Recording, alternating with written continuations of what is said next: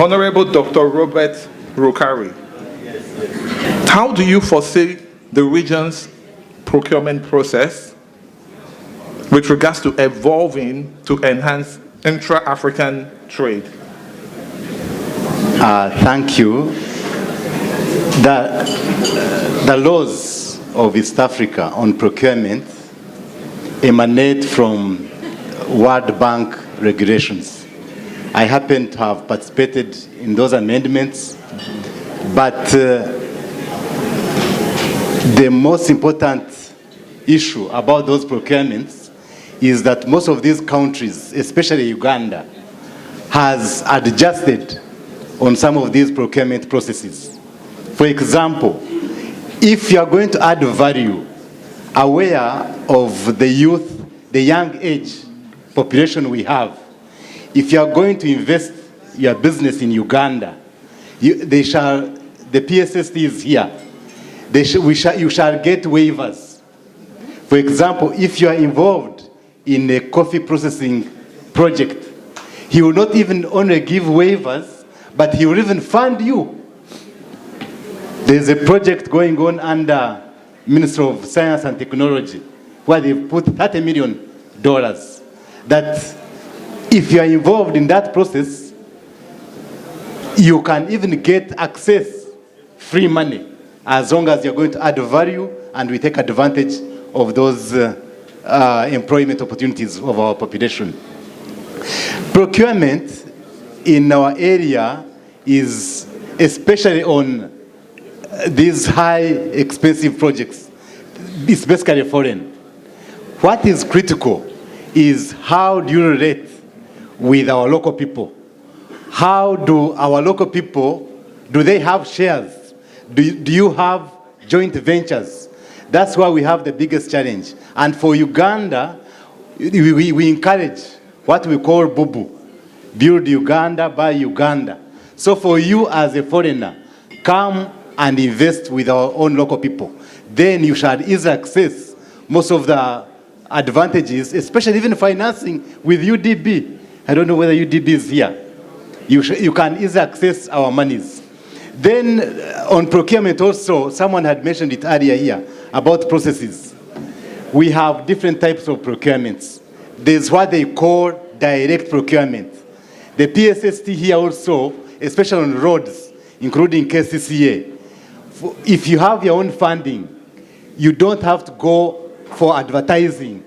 You go negotiate with the Minister of Finance, negotiate with KCCA, you shall sign a road project and you collect your own money without the necessary procedures and contradictions of tendering. So yes, processes are there. Most of these processes can be overcome depending on how you are strategically investing in most of these East African countries. Thank you. Okay, thank you very much. Picking up from what you said, what reforms precisely are needed to improve transparency, efficiency, and cross-border collaboration? Thank you. Aware that I'm a politician, most of these transparency issues you're talking about, sometimes bidders bring them. The contradictions of most of these tenders come up because of the people who are bidding. As long as you get some clause which was negated, then you go for the elaborate processes for arbitration. Sometimes you go to court. Most of these cases are brought up by business people, not necessarily government. You find the government is so open that bidders take advantage of the weakness of government opening up too much.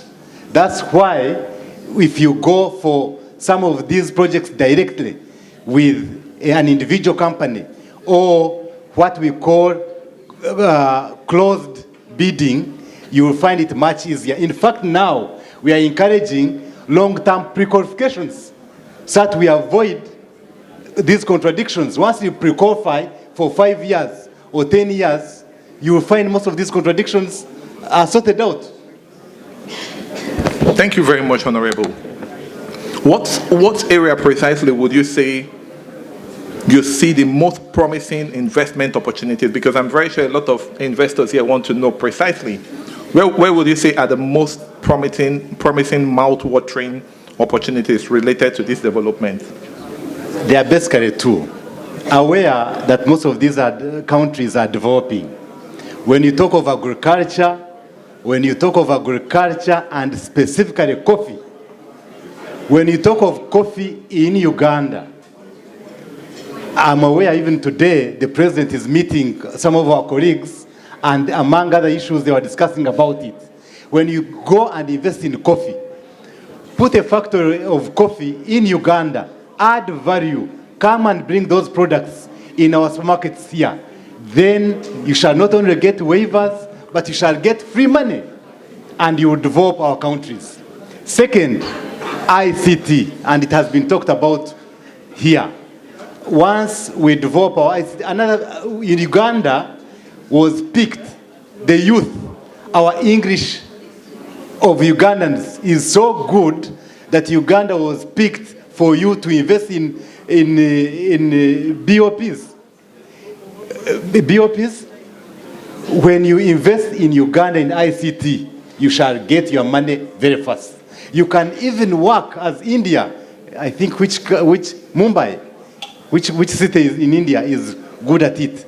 If you invest in Uganda in Bangalore, I think it's Bangalore, which is good at it. Uganda, with our youth, and most of our youth, we have two categories of youth in Uganda. We have the educated ones, highly educated, and the non-educated. But the biggest number in Uganda now is the educated, but unemployed. So you would not only have helped Uganda, but you can easily make money through ICT. And as we've been informed, most of our areas are now connected through the cable network. So ICT and agriculture would be more strategic. Thank you. Thank you very much, and a round of applause for our Honorable.